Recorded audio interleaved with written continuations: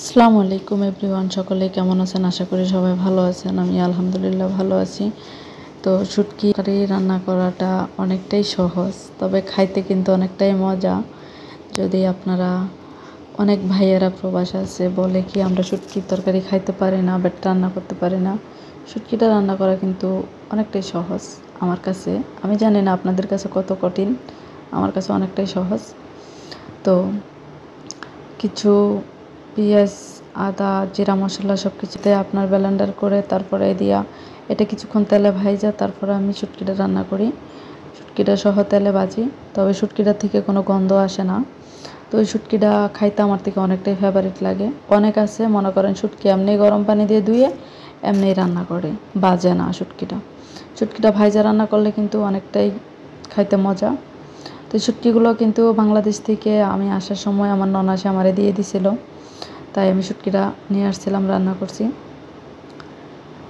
তো আমরা প্রবাসীদের জীবনই এমন, একটা জিনিস খাইতে চাইলেও পারি না। আর চিংড়ি মাছ দিয়ে, আলু দিয়ে, বেগুন দিয়ে রান্না করব। তো একটা জিনিস খাইতে চাইলে সহজে পারা যায় না। বর্তমানে যে আমার এখানে একটা কাবা শরীফ দেখা যাচ্ছে, এটা কিন্তু মক্কার কাবা শরীফ। আমি কিন্তু মক্কার পাশাপাশি আছি। আমার বাসা থেকে মক্কাতে যাইতে 15 মিনিট লাগে। ওই যে একটা কাবা শরীফের মিনার দেখা যাচ্ছে, এটাই কিন্তু মক্কার বড় মিনারটা। তো আলহামদুলিল্লাহ, সবাই আমার জন্য দোয়া করবেন, আমি আপনাদের জন্য দোয়া করব। তো বাড়িঘর সবাইকে কেমন আছেন, কোথায় আছেন, কোথা থেকে কে আছেন, একটু ভিডিওটা লং ভিডিও ছাড়লে লং ভিডিওগুলো দেখার চেষ্টা করবেন, লং পেজগুলো একটু ফলো করার চেষ্টা করবেন। লং পেজগুলো যদি একটু বেশি বেশি ফলো করা যায় তাহলে মনে করেন একটু ভিউ বেশি আসে। অবশেষে আমার শুটকি রান্না করা শেষ। এখন আমি রান্না করব আপনার চিংড়ি মাছ দিয়ে, আলু দিয়ে, বেগুন দিয়ে। তো একা হাতে ভিডিও বানাই, তো একটা হাতে জিনিস সরাইতে হয় আর এক হাতে ফোন ধরতে হয়। তো এতটা ভালো হয় না আমার ভিডিও, আমার জানা মতে, কেন প্রবাসের বাড়িতে থাকি। আর কিছু কিছু আরবিরা আছে মনে করেন অনেকটাই খারাপ, মারধর অত্যাচার করে, বেতন দিতে চায় না ঠিক মতে। আলহামদুলিল্লাহ আমি যেখানে আছি অনেকটাই ভালো আছি, অনেকটা ভালো একটা ফ্যামিলি। এই যে আমার জন্য একটা ফ্রিজ এক্সট্রাভাবে কিনে এনে দিছে। এই ফ্রিজে আমার মাছ মাংস যাবতীয় যা কিছু আছে নিয়ে আসি, রাখি।